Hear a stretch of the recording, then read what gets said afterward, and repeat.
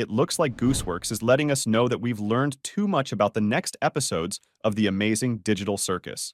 I'll talk about this interesting speculation a little later in this video. Also, I have a new theory about the third episode of the Amazing Digital Circus that will blow your mind. Jax is secretly working alongside Caine and will be the main antagonist of the third episode. Well, what are his chances of being abstracted? By the way, somewhere in the video, I hid a photo of Gangle, and anyone who finds it will have one interesting theory about the release date of episode 3. And I'd like to start with a new theory that occurred to me after seeing some old Gooseworks posts on her Tumblr that I hadn't given much thought to before. There's one detail we know for sure about episode 3. Gooseworks has repeated many times that this episode will be the most exciting, interesting, and quite dark. Another interesting fact is on Gooseworks' Twitter, when she revealed which characters will be the focus of almost all the next episodes of the Amazing Digital Circus. She also added that the third episode will focus very little on Jax. We will barely see Jax in the new episode. Where will Jax be then, and what will he be doing? My theory is that Jax and Caine are doing the same thing at a time when the rest of the characters can't see them. Quite a while ago on Tumblr, users asked Gooseworks two very similar questions. What does Jax do in his free time, and what does Caine do in his free time? I found it interesting that the answers to both of these questions were exactly the same. You don't want to know. Because of these identical answers, I came to the idea that Caine and Jax do a common thing together. Both of these characters are quite often not with everyone else. Caine only brings the characters up to speed before the adventure begins, and Jax has no real friends among the circus members.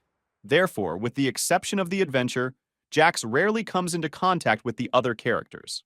In pilot, Jax stopped by Kaufmo's room because he wanted to introduce him to Pomni and pick up his bowling ball. Jax had no interest in socializing with Kaufmo. In the second episode after the adventure, Jax did not linger with the other characters and chose not to attend Kaufmo's wake. Beyond all of this, Jax's special role in Caine's plans is indicated by a few other details.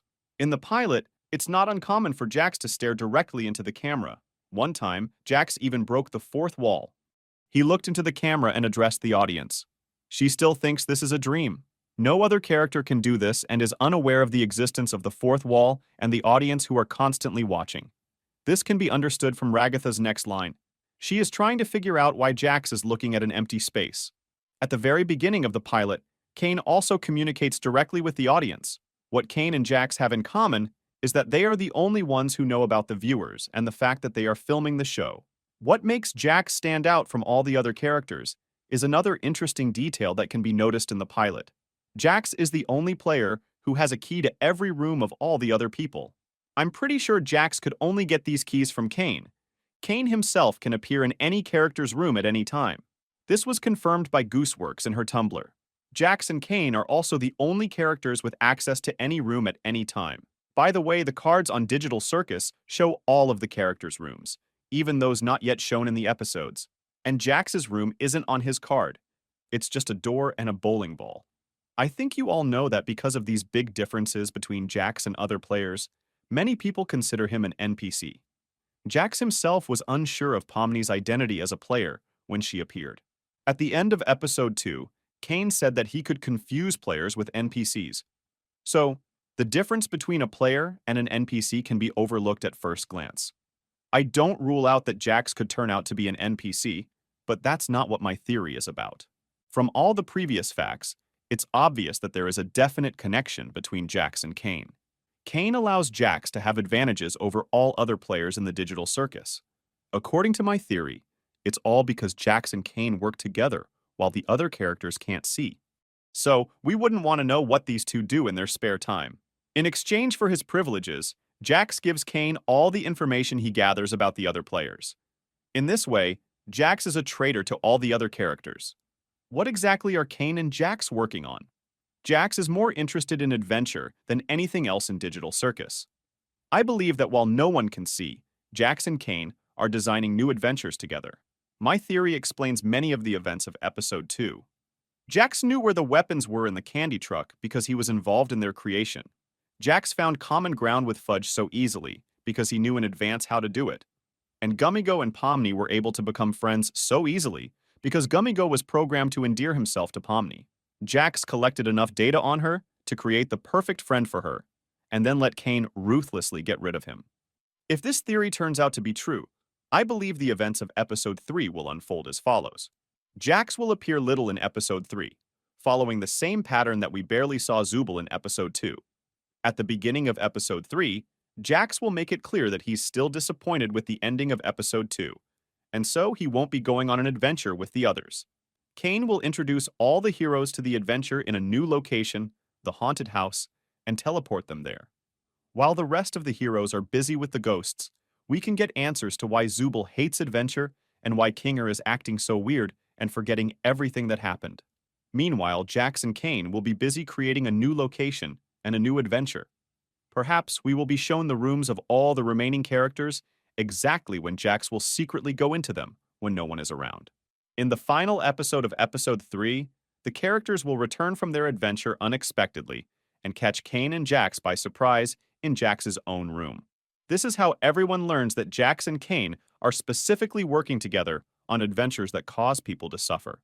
I think this is the moment that will be the first step in revealing Jax's character, as well as Jax overcoming his psychological issues and becoming a friend to everyone else in the digital circus.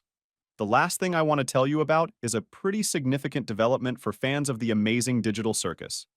If you've been following the Gooseworks Tumblr like I have, you've noticed that it's been a whole month since Gooseworks posted anything there or answered questions from fans, of which there are still a large number.